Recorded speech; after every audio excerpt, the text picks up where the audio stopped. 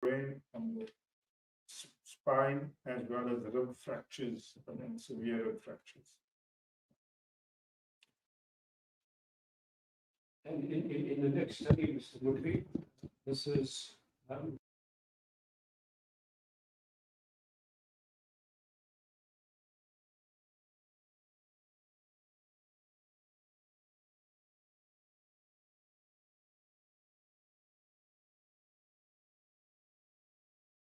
by robots and others. It's titled Fatal Falls Involving Stairs.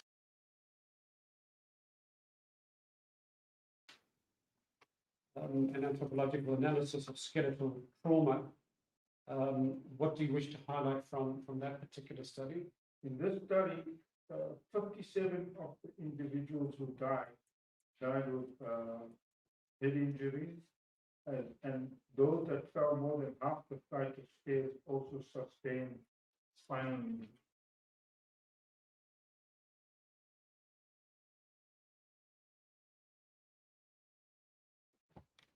And in the next study, looks like you consulted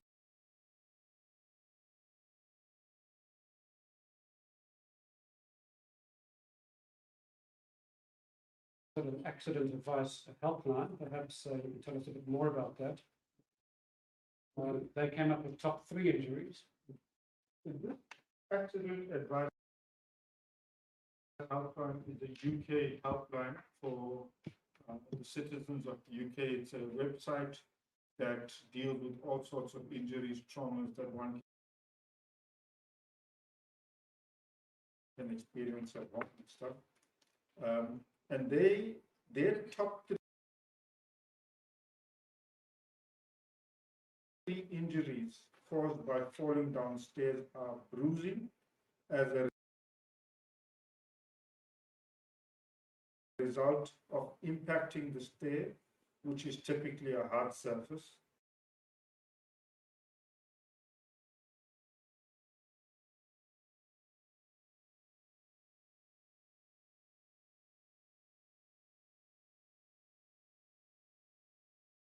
Sprain and dislocations typically in the wrists.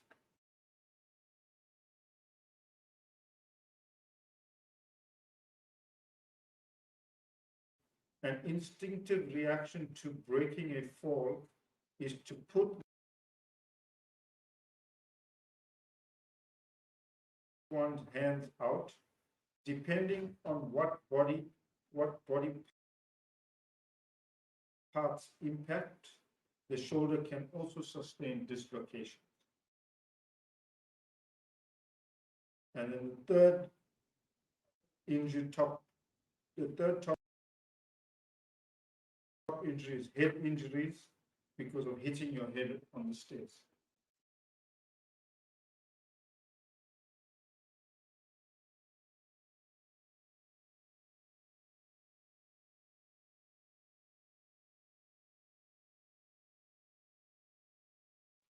In the final study, there's an interesting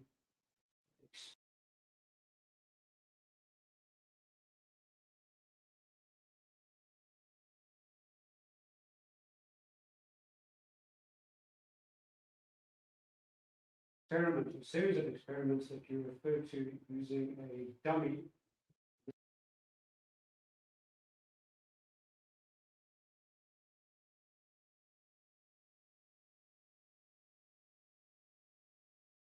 This is the study by Nagata, titled Case Study on Possible Falling Patterns.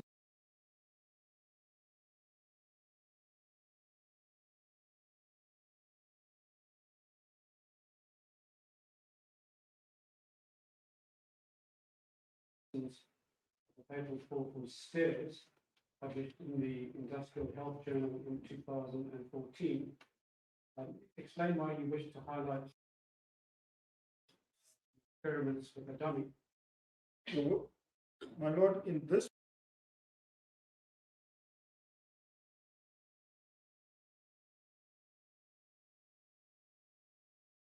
particular research paper, the author of the research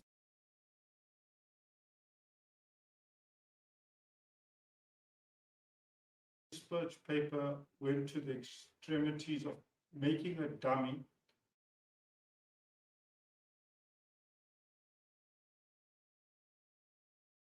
and pushing this dummy or working with this dummy on the top of stairs. So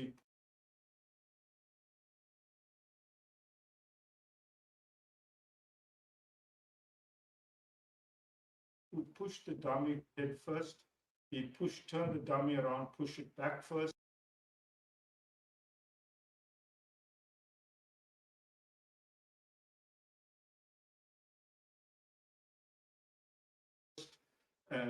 And in all of his studies, in all of his experiments with this dummy, the dummy sustained head and back injuries. And as you could see on the Imam Haron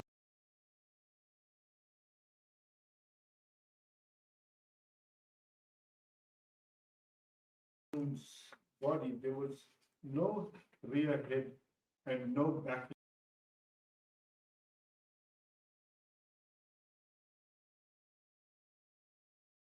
injuries in his situation.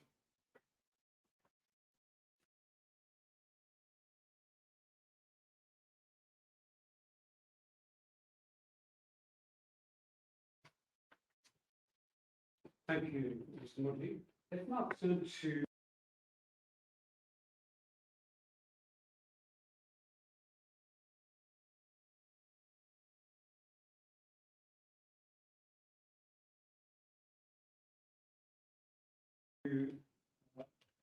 the physical dimension of your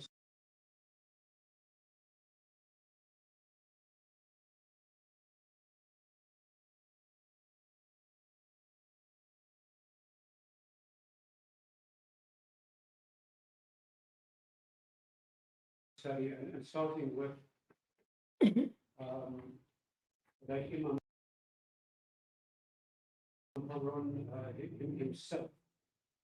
Can you just specify the dimensions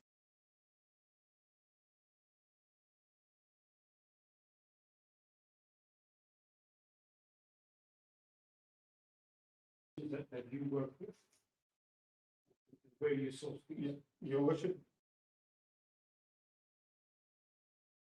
these dimensions were in the post-mortem report.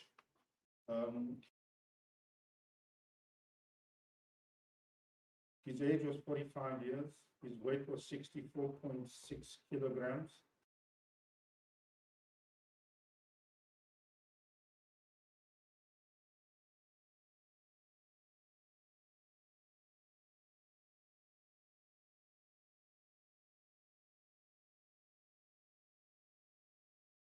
His height was 1.7 meters.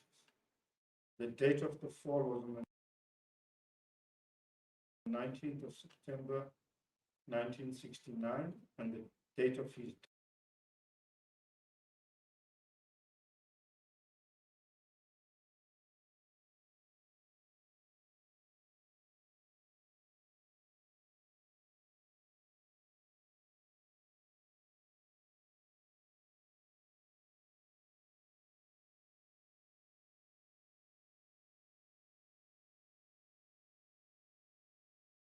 Now, turning to the dimensions of the staircase itself.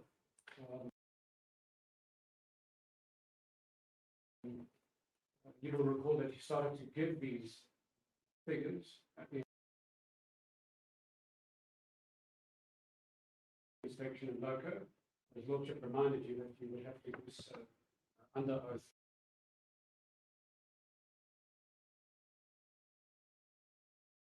In court. So if you can take us through those dimensions, please. So, my lord, we visited the Central Police Station in Beitsinkant Street. We measured every single stair from the bottom to the top, and they were consistent in their construction. Each stair was 145 millimeters high from the bottom, from thread of the one stair to the top of the next stair. So the size of the stairs was consistent, and the depth or the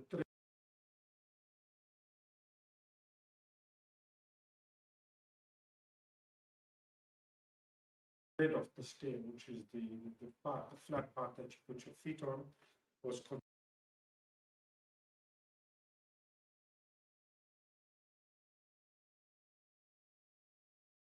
consistently 280 millimeters. My lordship,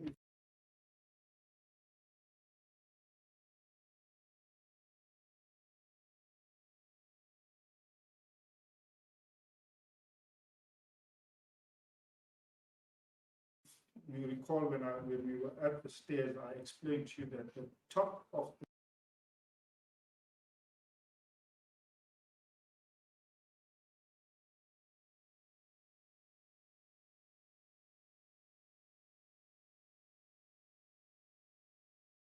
stair is actually a solid piece of stone that runs the length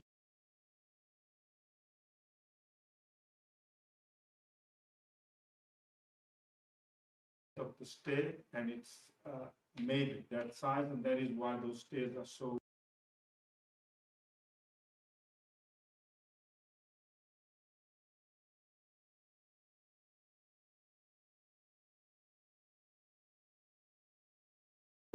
accurate when it comes to the height and the depth, because each piece of the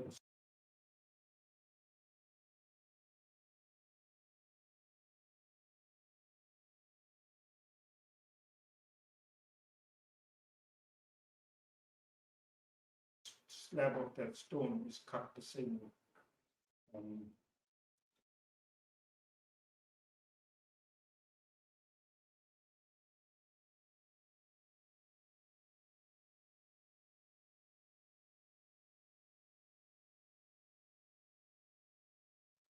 My lord, I would also like to state that there's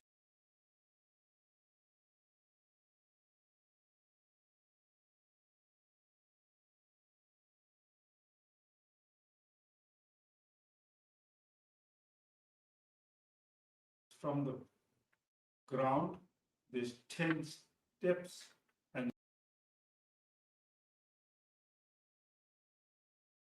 then the 11th is the landing.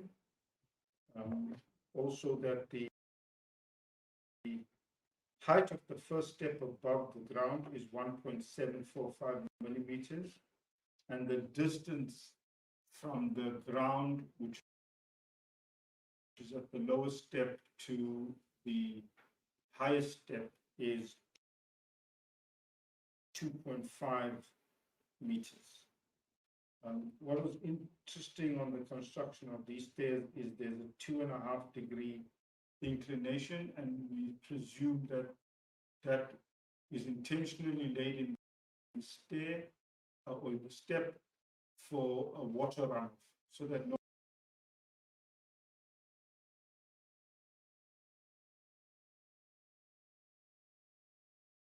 water, nothing, when it spills, they will remain there and create like a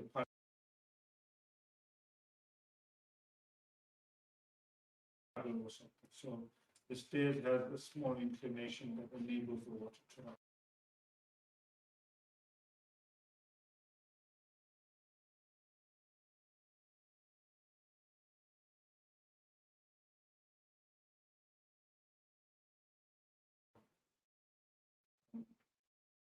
If you turn to the next page,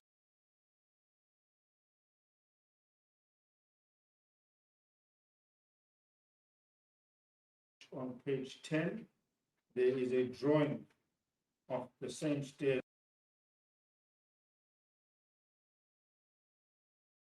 that we visited and saw, and those dimensions that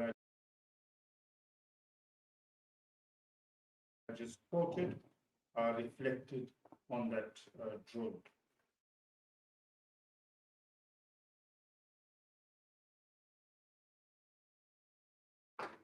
My Lord, to assist the court and perhaps to assist family members and others when you refer to certain drawings, such as figure 1 being the dimension of the one sections of the stairs. We will put them on the screen.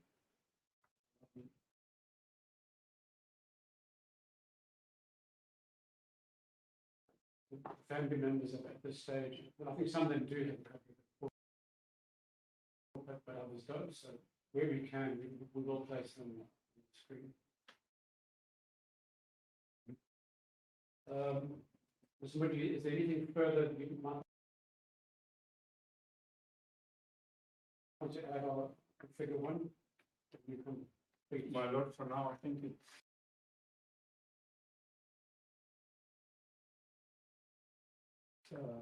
the image shows exactly how the stairs are laid out, and the dimensions on the figure shows the overall dimensions on the last set of stairs. Thank you. Then let's turn to the next section of the report on page 10. Under the heading Haron's body structure. Why did you find it important to determine the mass of different body segments? Your worship, in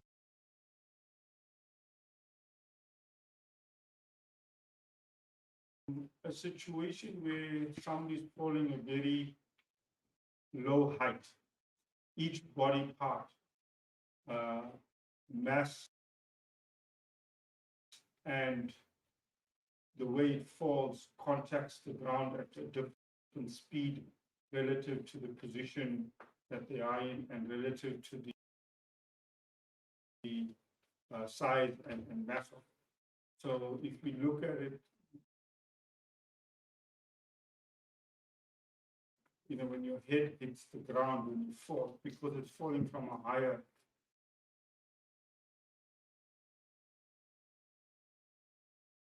position than your buttocks, your head would tend to hit the ground with the same acceleration, but the speed might be slightly higher because the height it has fallen is larger. That is why we looked at each segment of the body individually,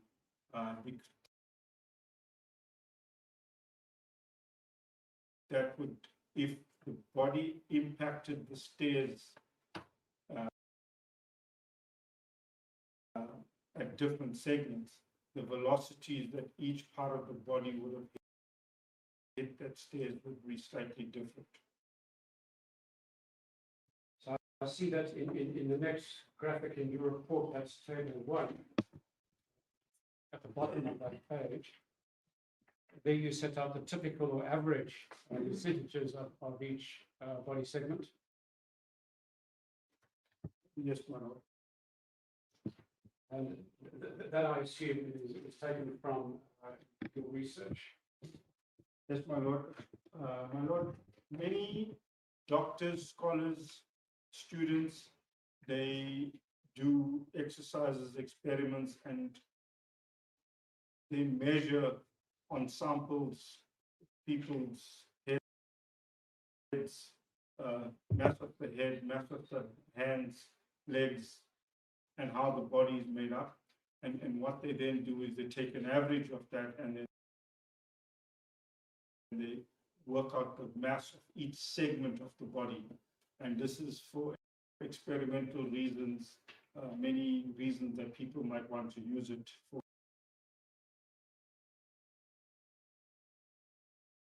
in terms of determining different criteria that they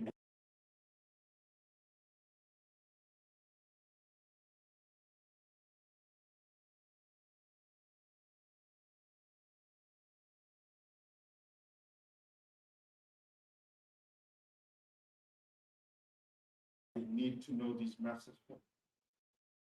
So you sourced percentages from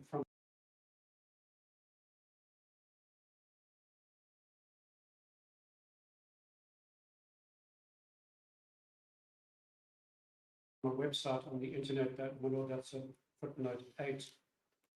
And then you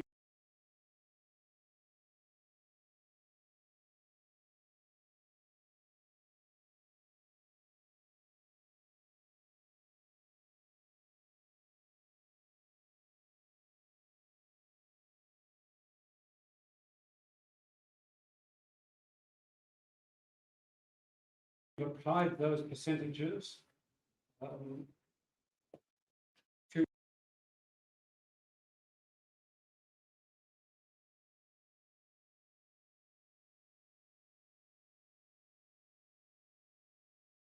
Imam Haron. You've set that out in table 2. Perhaps I can ask my colleague from Webbers to move to table 2 so that the family members can also see. Do you wish to highlight your findings in respect of Haron's body segments, mass of his body segments? Yes, my lord. So table 2, I've split the Imam Haron's body parts into his head, his torso,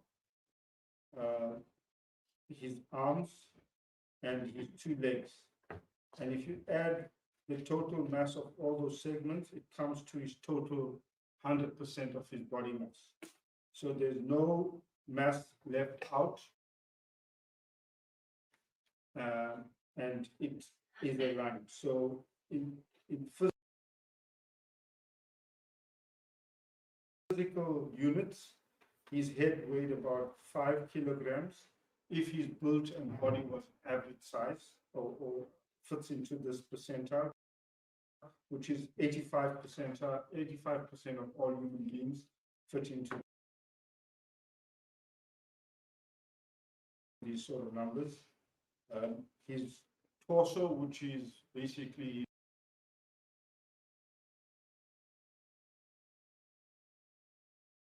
his shoulders, his stomach region up to his pelvis, including his pelvis, that weighed about 30 kilograms. His 2 arms weighed 6 kilograms in total, and his 2 legs weighed 22 kgs in total. And if you add those masses up, it works out to 64.4, which was the mass he was weighed in at during the post-mortem.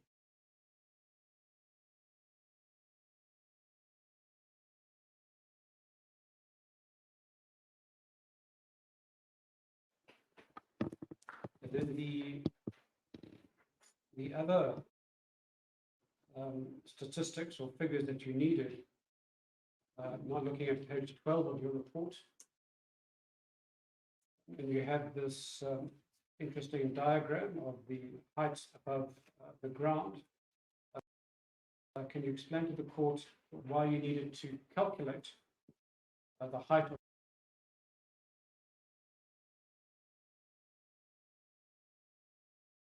the different body segments? My lord, as I mentioned earlier, that each body part would, because it's falling from a different height, the speed that they would hit the ground will be slightly different.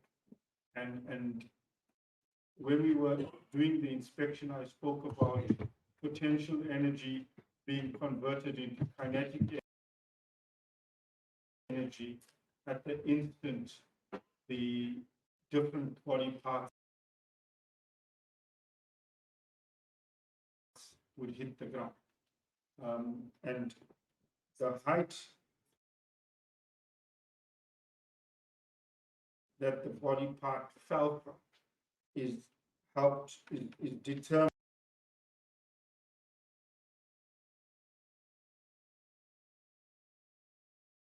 using this figure.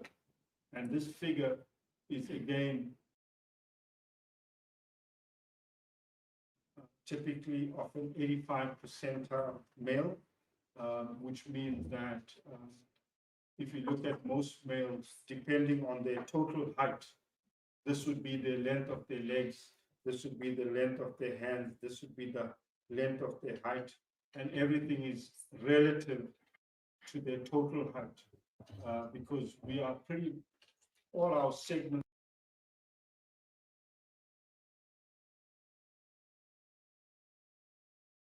in our body are, through this figure, is described as our total height.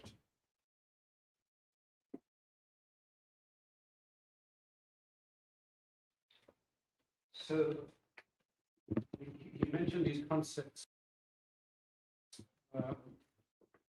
kinetic energy and potential energy. Can you explain to us what those concepts actually mean?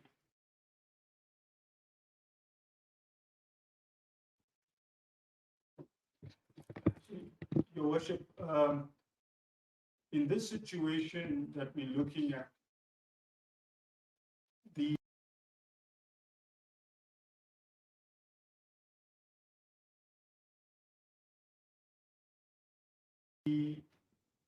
everybody is in motion or some form of activity.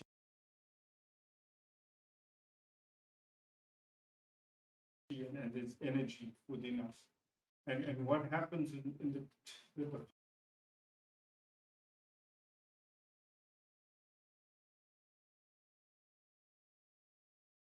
function of energy is, we always say energy is never destroyed.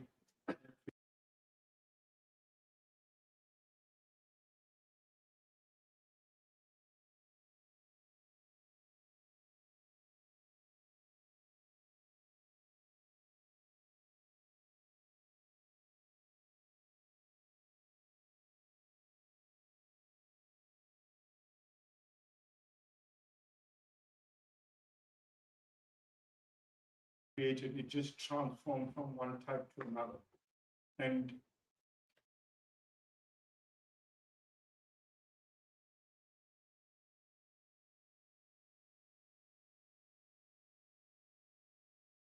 in the case of where you have a height above the ground, and because we have gravity,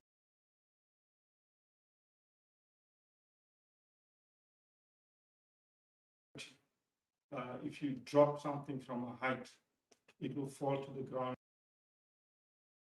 with an acceleration and gravity, and that. When it falls with a certain quantum of energy in it because of the height that weight is above the ground. And in this situation, what we're saying, trying to say is that he's fallen from a height, and when he impacts the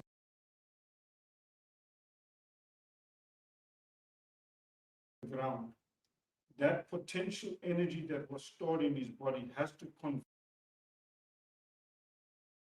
into another form of energy. And the form of energy that it converts into is kinetic energy, meaning that the kinetic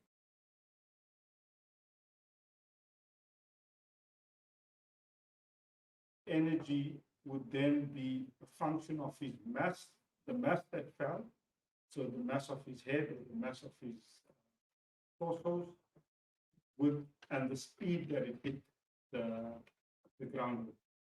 And the speed that it hits the ground with is what we actually want to know.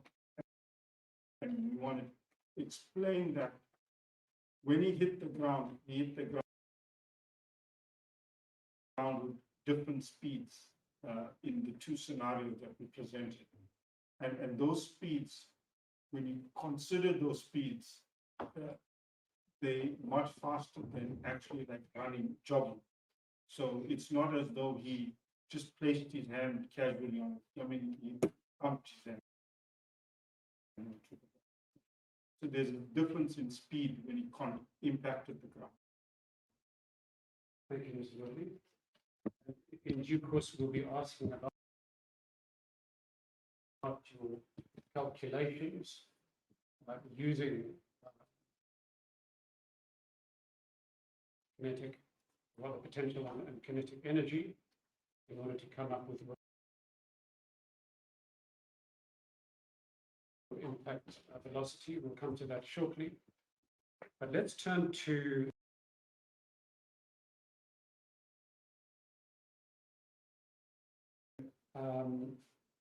your analysis of the alleged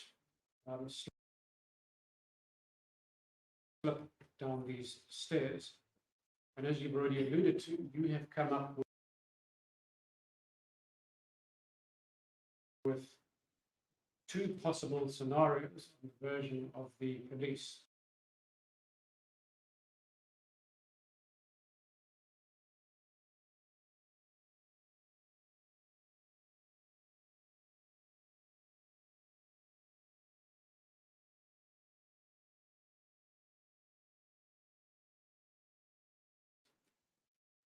Can you explain to the court, first,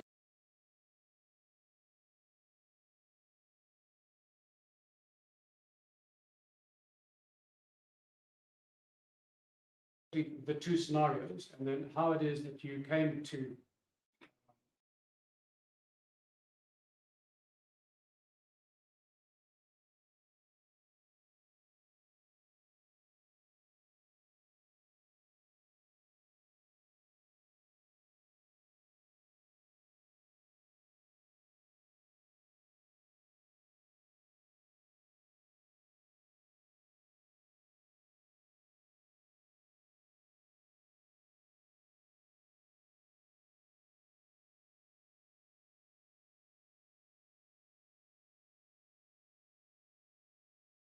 suggest that these are the two scenarios we must focus on?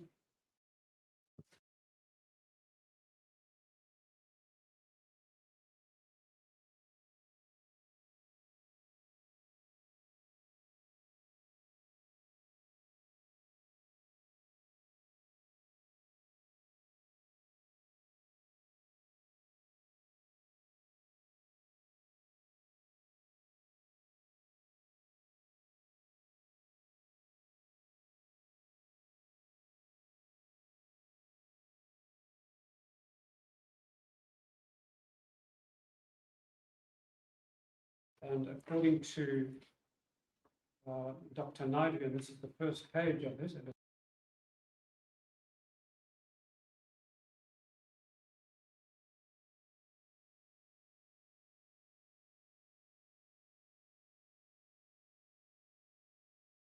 illustration, it is situated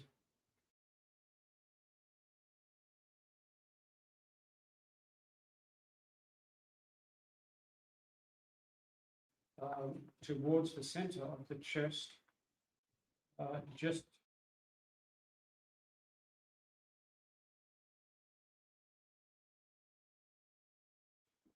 below the nipple.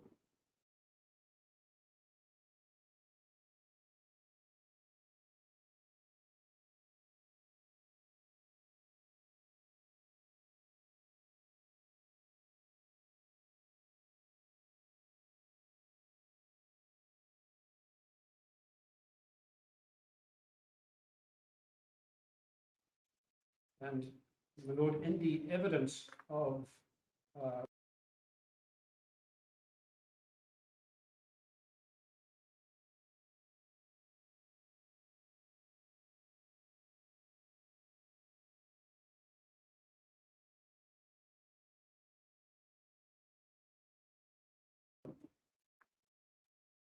Dr. Hellman,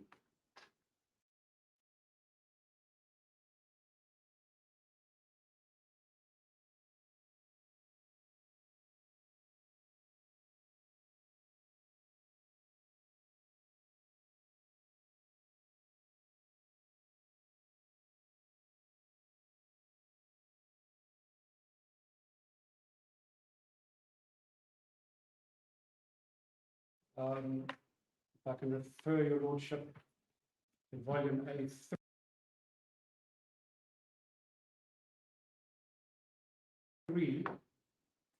Page 216, last line of page 216 to line 6, or rather 5 of page 217. And if I may quote from what Professor Smith puts to Mr. Hellman, the fracture of the rib at the costochondral junction in a man of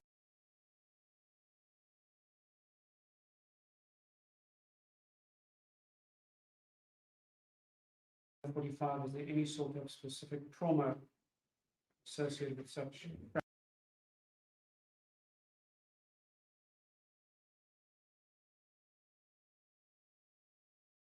fractures, normal fall to the ground? And Mr. Hellman, Dr. Hellman says, yes, it can result in that fracture. But what's important for our purposes is the description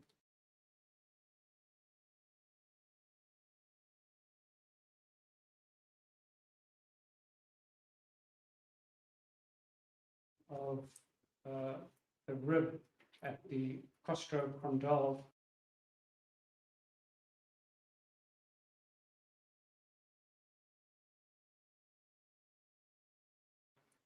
junction. And we did some research on where this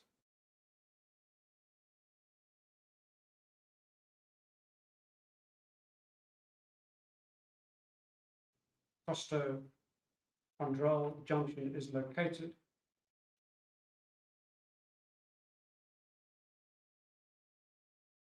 And according to our research, it's located between the distal parts of the ribs and the costal cartilages, which are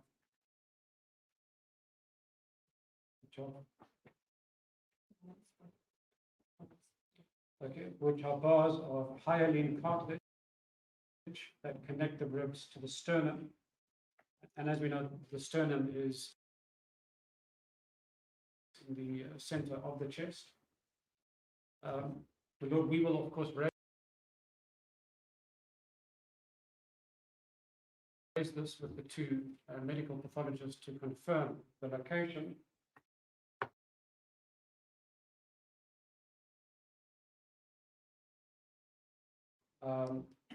But given that it's located near the sternum, or it's connected to the sternum, we think that the location on the anterior front of the body that Dr. Naidu has drawn up is a reasonably accurate reflection of where that fracture took place. And it does seem to be on the front near the center as opposed to the side. So Mr. Moodley,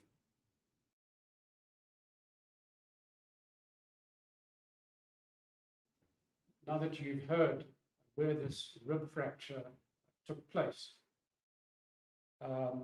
which is more to the front than on the side, on the version of Sergeant van Wyk, that he would have gone down on one side of his body, we don't know whether it was the left or the right.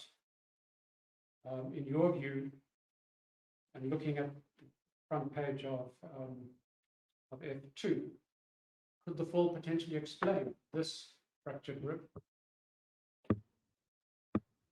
My lord, in this situation, it's more towards the anterior of the body rather than the side and the rear. So it would be, I'm struggling to see how this particular fracture would have been resulting from impacting the stairs when he fell. It's too far in front to say that he fell on his side and back. All right, let's turn to your conclusions, Mr. Murphy. On your conclusions, you seem to be dismissing the possibility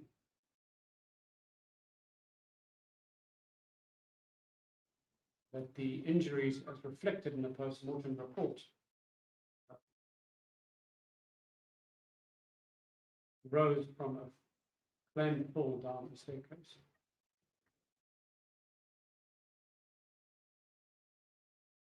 Can you explain to the court why you reached that conclusion? My lord, looking at the exhibit F2, which is a lot clearer than the post-mortem report, both on the anterior section of the body and posterior section of the body, combined with the left and right laterals of the body, there are several injuries of similar size, and for a body to fall downstairs where the evidence clearly stated that the person lost their footing, there was somebody heard a loud thump when they fell.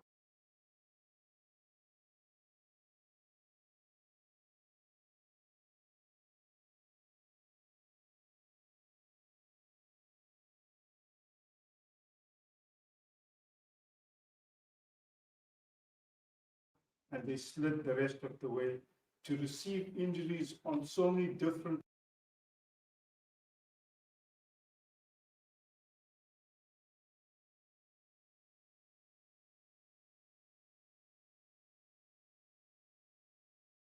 locations in one fall.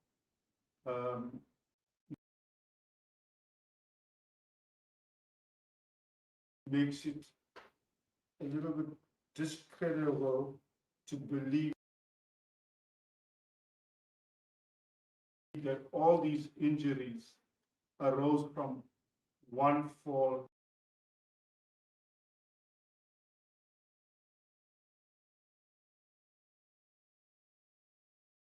Downstairs, and as we saw that the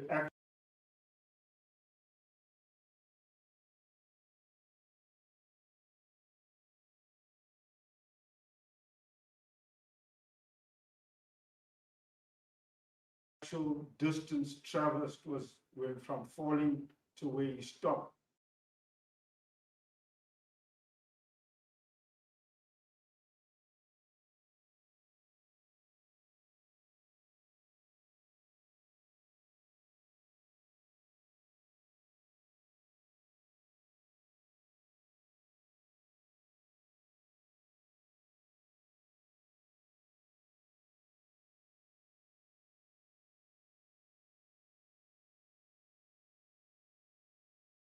Was barely a meter in terms of how much he slid to receive.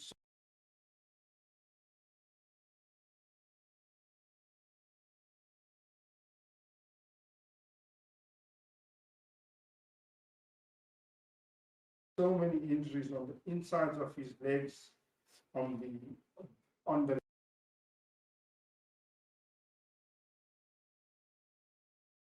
left and on the right side of his hip, thighs.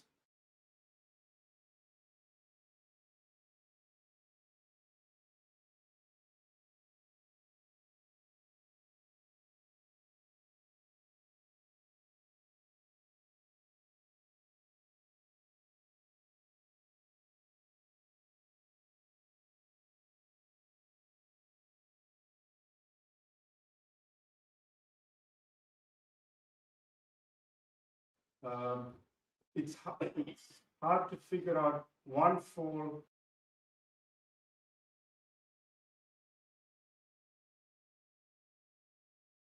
one action, well,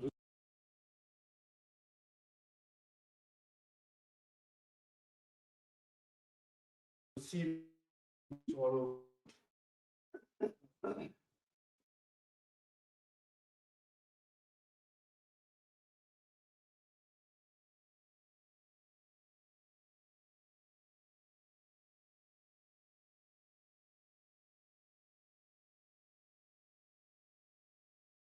So I think an important statement in your conclusion is that the injury pattern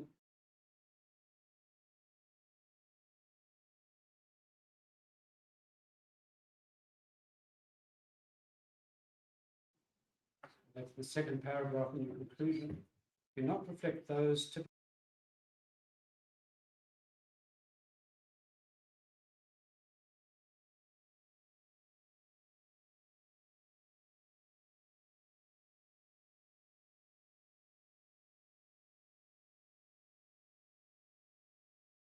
typically seen in falls down stairs.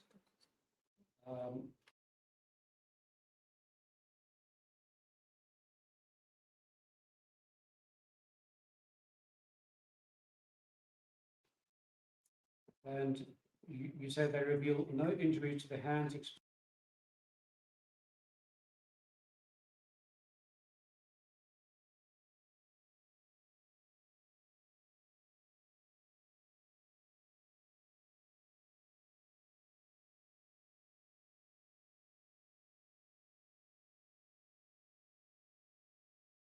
areas of the back, shoulders, neck, and head. And indeed, when we were looking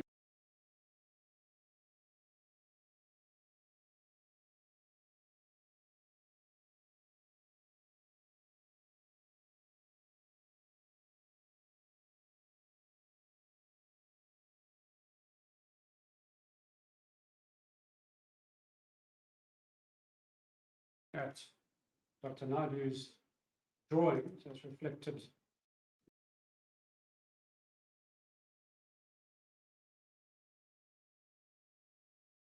in the post-mortem report. Aside from the old scar, the head is free of injuries, the neck is free of injuries.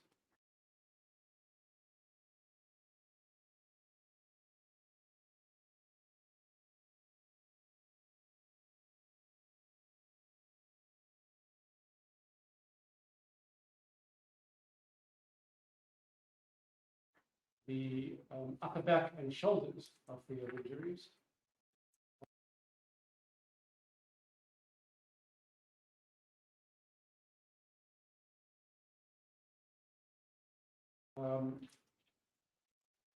Would it not be safe to conclude to completely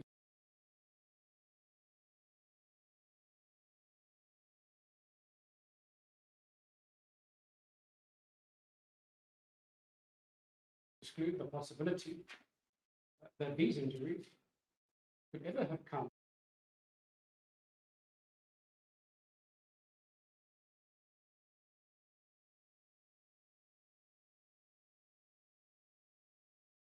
from a fall on the version of Gennis and Van Beek?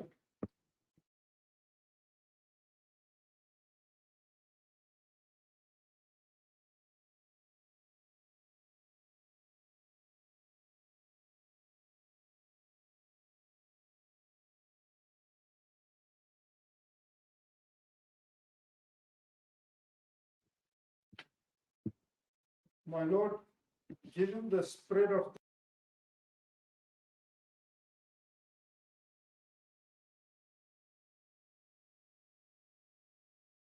the injuries, the locations of the injuries, it's very difficult to come to any sort of decision that all those injuries were created in the fall, but where the obvious areas of injuries, head, shoulders, neck,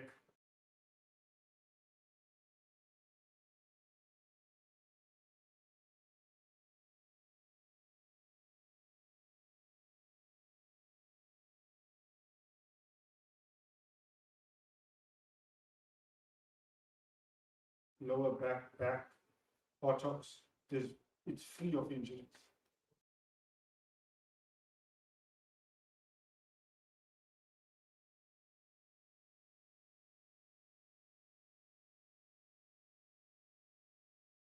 How do you do that in a fall?